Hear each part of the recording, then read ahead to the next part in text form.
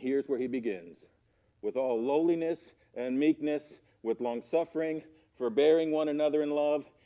Paul goes right after, and he starts right with our heart. Now, one of the reasons for this, and we spent a little time, we talked about this, is we discovered, shockingly we discovered, because we didn't know this, Justin, we discovered that we can keep, that people can keep the rules and they can play the role without any of the humility in the heart. And so we could get a good picture of this, we went to Matthew 23. We took a look at the scribes and the Pharisees, because those bad people, and we saw that they could do all the deeds without the heart. Brother Bill, the problem is that Christians can do that too. We can concentrate on all the deeds and all the don't deeds without any of the heart. And so the protection to this, the initial protection to this, is humility. Okay? Humility, the absence of pride, and it protects us from getting into that cycle. 1 Peter chapter 5, we went through numerous times, talks about we are to humble ourselves under the mighty hand of God, and he will exalt us. And that is just the way that the worthy walk begins. Next, we saw that this worthy walk, Justin, is progressive. That these traits, one begets the other, begets the other, begets the other. And so the first is humility, but humility is going to result in our interaction with people in meekness. I'll throw out a couple quick illustrations. I don't think we use these. I tried to save this one, so hopefully I didn't jump into it. But take a picture at work. But Bill, this is why work is so important. Okay? In my life, the majority of my time is spent in three places. At home, at church, and at work. Therefore, my greatest opportunity to minister to the unsaved is at work. So, I'm at work, and I get treated unfairly. Well, the natural, fleshly reaction is for that pride to grow and me to attack or me to defend or me to pout or whatever other action you want to throw in there. It is for me to pounce, which I can do very well. But in humility, I would stop and have to think, well, Christ supplies all my needs. What do I have? Justin, this makes it what I need. If it's what I need, then I need to learn to be grateful for what I have. That's going to change my reaction. Now, Brother Bill, after I calm, take a big breath, spend some time back and forth in prayer, back and forth in prayer, back and forth in prayer, I probably will have brought to my memory, this is my greatest opportunity to minister. And my reaction of how I'm going to deal with being treated unfairly, instead of going to, I don't have to take this, will prompt my reaction in meekness. I'll give you another illustration because it grows through the other two, and that allows us to move faster. Take a parent-child relationship at home. Now, I was a child. I often was disrespectful. I've had 3 children. Brother Maddox, I can say that they have been disrespectful. I actually can't remember them often being disrespectful. Mom probably did a good job. But they have been disrespectful. Every time they were disrespectful, I had a decision to make. I could lash out and attack and tear them down and come up with the you never and you always and just go through the list, which is going to do nothing other than make them feel like I look at them as terrible, bad human beings, which Miss Maddox does not make them want to follow me, trust me, obey me. In fact, if we stop and think about it, well, if I go through this cycle, it begins with humility. It rolls me into meekness. There's then a picture of long suffering. Number one requirement for every parent, maybe. That rolls you into forbearing love. Just in humility, I don't look at what they did to me. the long-suffering, the forbearing love, I begin to look at it differently. It's not they didn't respect me. It's they're full of pride. It's I want the best for them. Its pride is going to grow. Okay? And sin, when it is finished, bringeth forth death. You see, the motivation now becomes what's best for them, not they better treat me, not what I deserve. A different motivation comes from humility. It's born out in long suffering and patience and continuing, forbearing love that covers a multitude of sins. That kind of parent might be loved and obeyed and followed and cherished.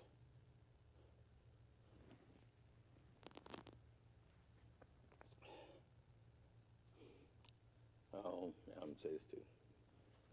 Doug, not only, I just talked that side of the room a lot. Not only do we need to respond that way, because that's the worthy walk. That's how we should interact with people. I'm going to say we need to do that respectfully. All of that, we would title that up into being respectful in how we deal with people. You know what I've noticed? We'll say in business. I've noticed in business that too often those who demand respect give none. And if we give none, the usual response, you might be feared, but you're going to get none back. We need to do that respectfully. Think about this. Bill, think about this. If we don't deal with our kids respectfully, we just power over them all the time, what do you think we're teaching them? That they can power over the weaker? That there comes a date, a time, a strength level, a something where they get to react the same way?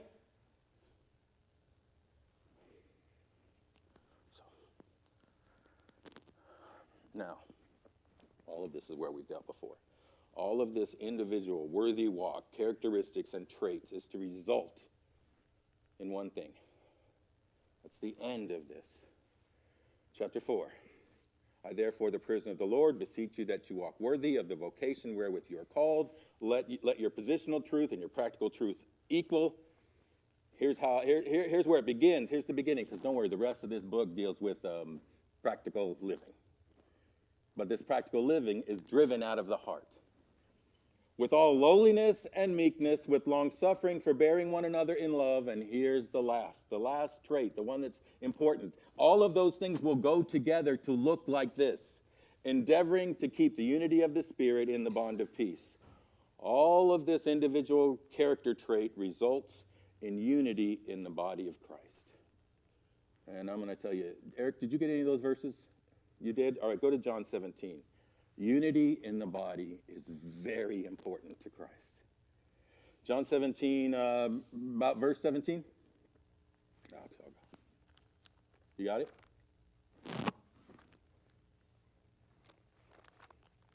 Okay. That's all right. Turn there. It's one of my favorite chapters because it's one I struggle with. And it's one where Christ prays exactly for me. I like to know he thought about me. John 17, verse 17.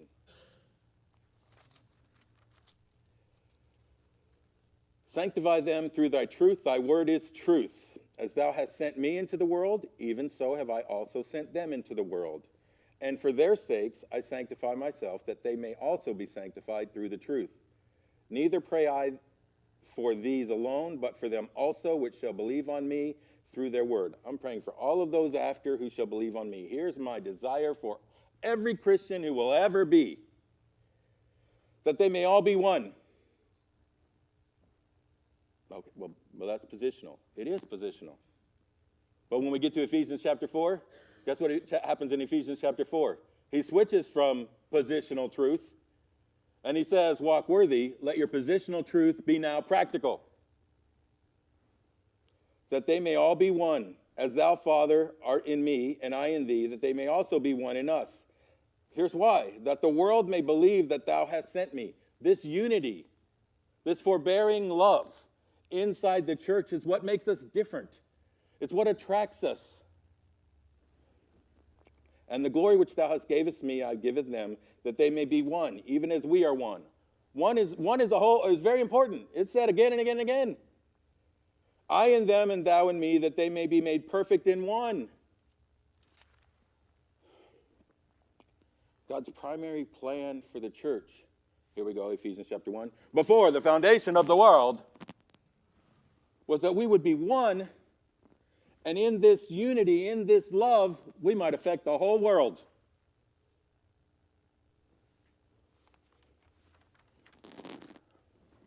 Unity in my life has usually been spoken of just in the realm of positionally. That's safe. We're no longer strangers, we're fellow citizens, we're joint heirs. Well, that's safe. A Jew and a Gentile, you realize they're different. He says he made them one. When we start talking about being one, we have to be one. We can have a young person saved in the church, and we can have an older person saved in the church, and we can have a Yankee saved in the church, and we can have a Southerner saved in the church, and we can have a black person saved in the church, and we can have a Chinese person saved in the church, and they're very different. But we're supposed to be one. Oh, here we go. We can have a man saved in the church and a woman saved in the church. They're very different.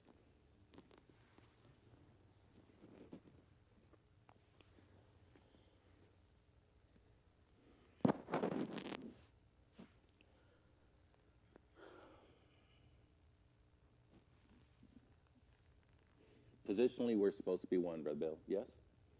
Practically, we should be one, right? Good. Glad we agree.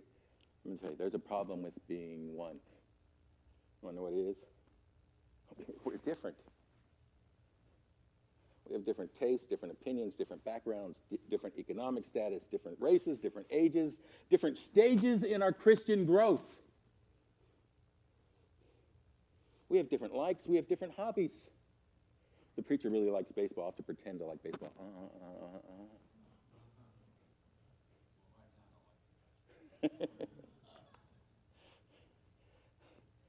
What results inside the body because of all these differences are divisions, fractions, cliques. Understand, that's the image of Christ in this world. It's not just a little thing. High priestly prayer, that they may be one. See, it's hard for me to handle people. It's easy for me to handle, and handle is a bad word, but you know what? I don't have time to think of a better one. If Miss Lorraine was in here, I'd look. She'd be mouthing it to me. But, Matt, it's easy for me to handle people who look like me, think like me, react like me. It's easy. But if you have a different opinion than me, or a different response than me, or you feel different than me, or you think different than me, that's not so easy for me. And so we tend to feel, think, respond all the same, look the same, talk the same, and we call that godly unity. But that's not godly unity. The world can do that. I thought about this. We can take 20 progressive nutcases. We can take 20 progressive nutcases, put them all in a room, and after 5 of them get killed, there'll be 15 left, and they will think exactly the same about everything. Because that's what you must do to be in that group.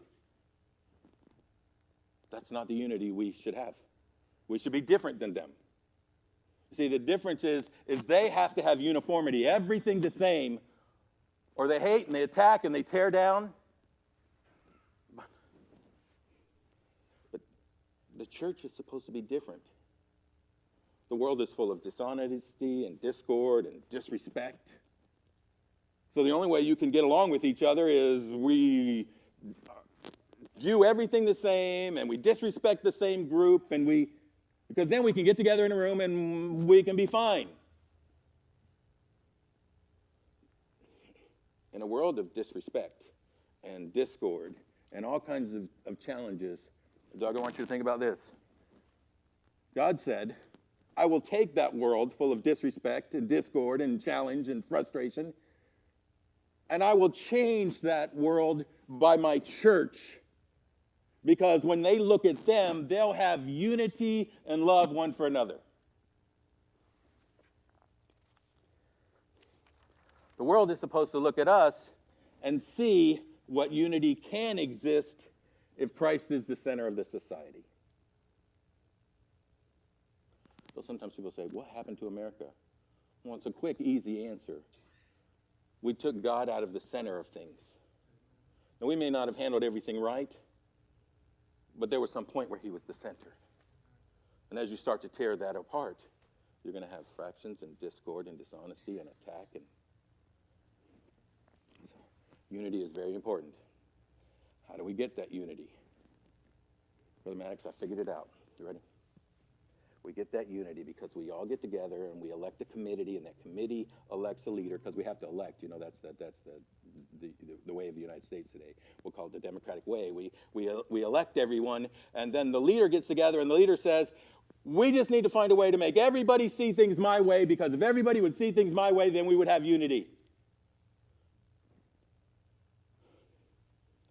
And so we pass some rules, some written rules, a whole lot of more unwritten rules.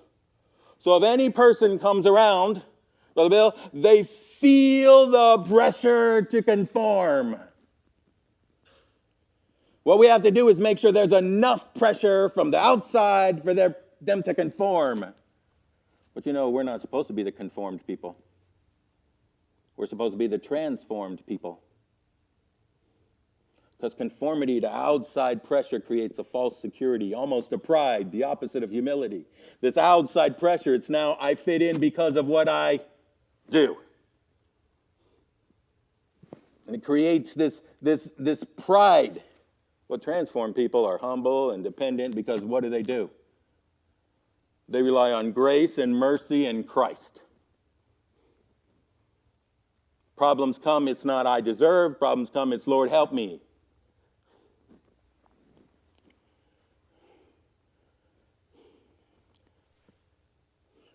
Any group in the world can have unity if they look alike and like alike. And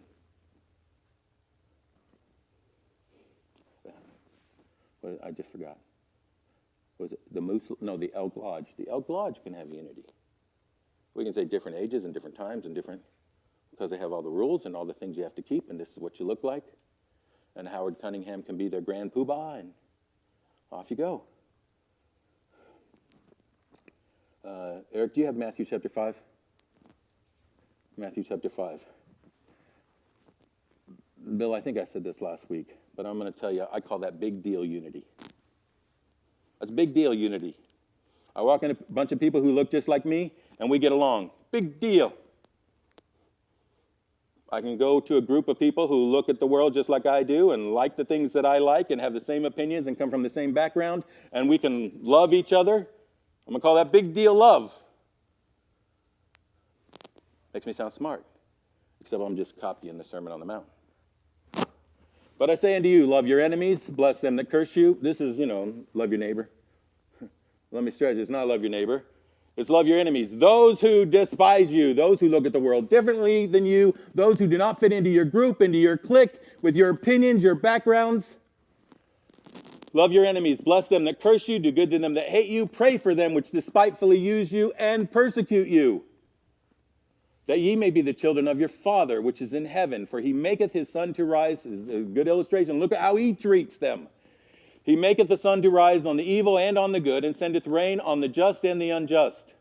For if you love them that love you, what reward have you? Do not even the publicans do the same? Don't the tax collectors do the same? Here, I'm going to interpret that, make it easy. Big deal. Big deal. Even the publicans, I couldn't come up with a worse group. Those who are taking advantage of their own people, even they can do that. It's supernatural unity. It's not of this world. It's not like they can. It's not. Supernatural unity is supposed to be so different, it's going to make the world turn and take notice and want to see what's that, because it's different. God's unity will take people who are different. And you've got to listen to this and understand we're about to go through But Brother Mannix, I believe it's going to take God's people, God's unity is going to take people who are different. It's going to leave them different. Do you mean there's no change? Yes, there's change. Go back to chapter 3. Strengthen yourself in the inner man. You're going to clean out the house. Christ is going to rule in okay. But, Justin, we don't have to be the same. You can like baseball. I'll like hockey. You can root for the Bucks. I'll root for the Steelers. Everything doesn't have to change. Here, let's be. You can wear a polo shirt. I'll wear a button-up shirt. You can wear a suit. You can wear flannel. You don't have to look the same.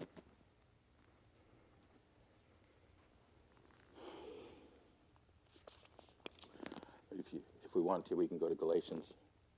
Bond and free, man and woman, Jew and Gentile. In fact, the problem was they were trying to make the Gentile a Jew. We don't have to do that. You don't believe in change? I got to hurry. But preacher, I'll give you this in one line. If anybody asks you, what do you think he's saying? Here, I'll tell you directly. This is what I think.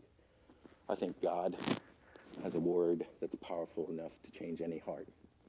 And I think his spirit is strong enough and willing enough to shine the light on any change in any life.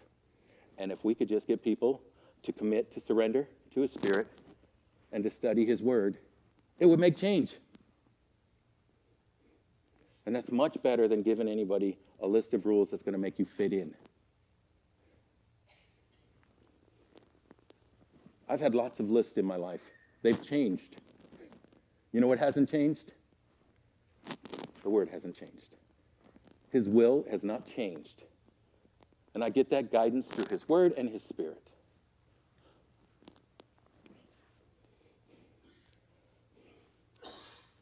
Chapter 3, remember we're one in Christ, one in spirit, one in the fullness of God.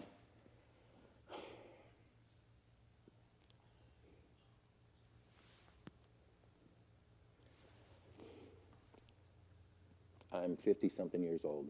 My dad's in the military. I've been in a lot of churches. Brother Maddox, too often in the churches I was in, I just felt like, okay, they'll love me after I have the same shoes, the same haircut, the same shirt, only blue or white. I wear the same suit. I've had some guitar in church. You know why? Because I had an uncle or a brother or a neighbor who played guitar, and he did it for a living in bars. So every time I see a guitar, it reminds me of bars. See, a guitar is that which pertaineth to evil in my eyes, so I don't think you should play a guitar.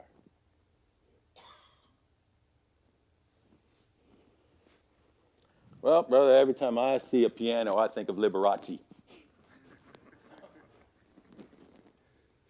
Or Elton John, or Billy Joel. Donnie, the whole music, I've gone through the music thing. Now, do I believe there's music that elevates the Lord and there's music that takes away and elevates man? I certainly do. But man, I've heard the whole, well, it's got to be on the upbeat and the downbeat and and I've spent a lot. You got to go back to the masters, and when you take a look at like Bach and Beethoven, and if you look and then if you compare that to rock music, the beat is on the downbeat versus the upbeat, and here's the difference. And you know what the problem with all that is? You know who paid for most of the classics? They were commissioned by the Catholic Church. That's where their check came from. Is that really where you want to build approval? I'm not picking on anything, Brother Maddox. I don't have an axe to grind here. I'm just saying, you know what? We should spend more time concentrating on humility and long-suffering and meekness and forbearing love, and that's going to result in unity.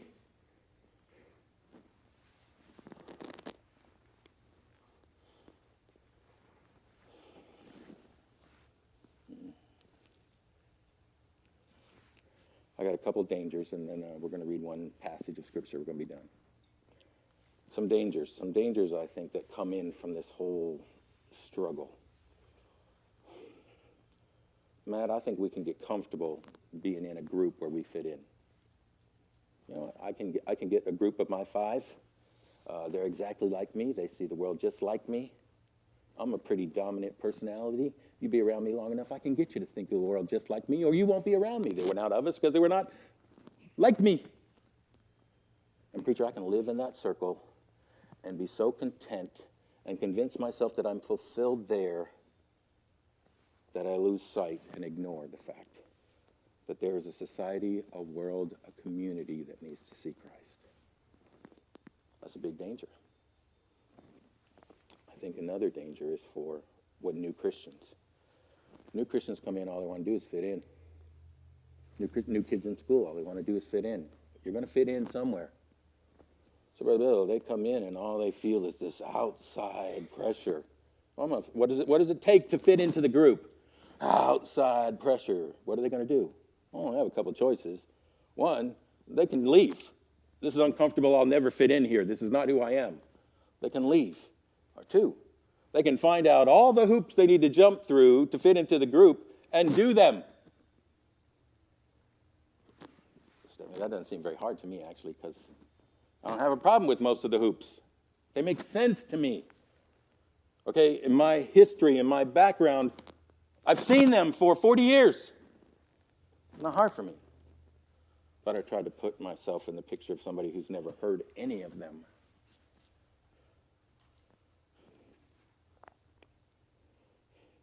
That's the group we like, the kind that cut their hair, change their clothes, clean the house, paint the barn. We want to hug them. I think there's a third thing they can do. This happens a lot too. They can form their own group. I'm going to flip this, because it sounded like I was, actually did have an axe to grind, but I really don't. So let's say I come into a church that has a bunch of very comfortable-looking people, and I come in a suit with suspenders. I do have the jacket up there, but it was hot in here this morning. And you're probably saying you should put the jacket on, it's showing all your wrinkles. But, so I feel uncomfortable.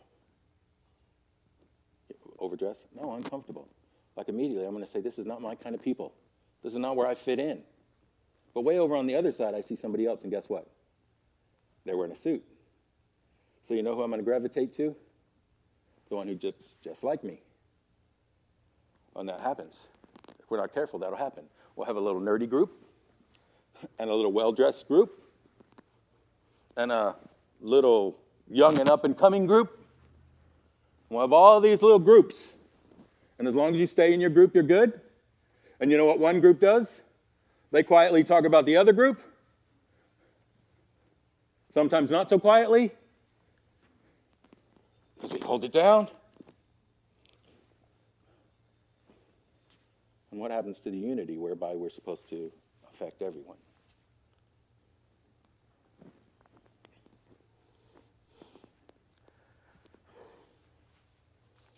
That's a big deal, nothing special, makes sense. I don't know if I can do this. Eric, go ahead and go to Philippians chapter 2, put that up there. I want to give you two illustrations. One comes from Ray Stedman. When I was a kid, I listened a lot to Ray Stedman. I listened to Ray Stedman, J. Vernon McGee, Lester Roloff. That's because those were the guys who were on the radio. I listened to Jack Hyles because my dad got Jack Hyles tapes. That pretty much was the four people I listened to a lot when I was very young. But I liked listening to Ray Stedman because it was kind of the early 70s. It was the hippie generation was when he was really at his strength. And I got to hear him talk about Nixon, real lifetime. I got to hear him talk about Vietnam, real lifetime. And those things, I just loved that. It was like I was in that time period of history. But he gave this illustration one time. Well, actually, it's not an illustration. He spoke this in a sermon. Preacher, it was in the early 70s. And, if you know anything about Ray Stedman, you know that he took a lot of ridicule because his church, after a period of time, became full of hippies. He was out there in California, and that's who were there, the young hippie movement. And he took what was at one point a very wealthy, influential church, Peninsula Baptist Church, which later changed their name. I believe it was after his pastorate, but I'm not sure, to Peninsula Bible Church. But he took what was a very, very wealthy, upscale Baptist church and filled it full of young hippies. And in there was a lot of turmoil. And he was talking about one of them. And what happened is they would come in and they would wear jeans and they would wear T-shirts and and it didn't exactly fit in.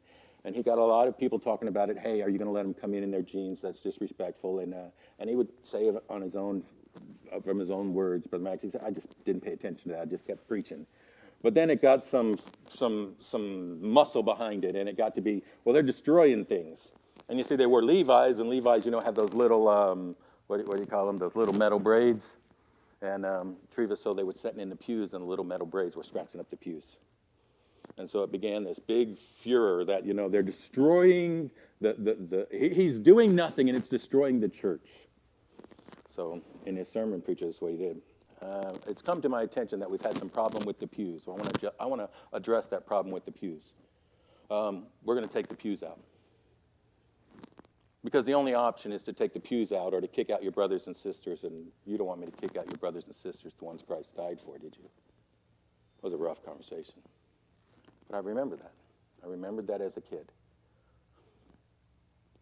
If we're not careful,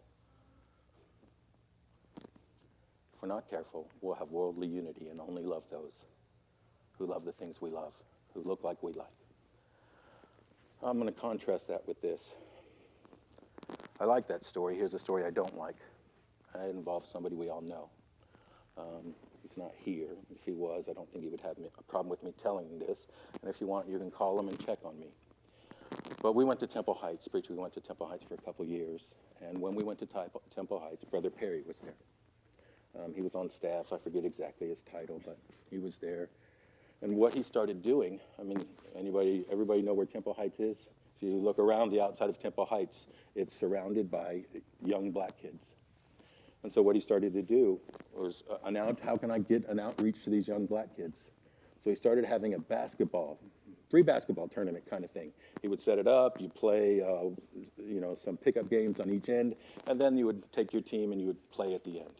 And it started, and he would have like 30, 40 kids in there. Well, after a short period of time, and I am not exaggerating, he had 150 kids showing up every Wednesday. Now, let me tell you, 150 kids from that neighborhood are a mess. They create a mess. They sound like a mess. But if you know Brother Perry at all, they were not showing up without him talking to them first and talking to them afterwards. And they did this after church, so they had to set through church to get there. But Justin, it created a huge problem in the church. And the pastor said, you must stop this. And the truth is, I feel very much it was just because the group of people he was ministering was not like the group of people who were in there. I'm going to tell you, Brother Perry and I disagree on a lot of things. We've disagreed on lots of things. But one thing I know for a fact, we're brothers. That book matters. The goal matters. And when he was there, he was loving those people. And I was disappointed that your church wasn't in unity behind him, trying to love the same group. So this unity is important. How can we accomplish it? Well, here's the one thing. We're going to read this and be done. Unity. We're not going to make it happen with some committee or some rules or... Unity is going to start just like the Worthy Walk started. Let nothing be done through strife or vainglory, but in lowliness of mind, let each esteem other better than themselves. Unity is going to start with humility. Look not every man on his own things, but every man also on the things of others. Let this mind be in you, which was also in Christ Jesus, who being in the form of God, thought it not robbery to be equal with God, but made himself of no reputation, and took upon him the form of a servant, and was made in the likeness of men. Doug, it will begin when we have humility, and we don't mind being viewed as a servant. Less pride, more long-suffering, and forbearing love. And the result will be unity. Close in order of prayer this morning.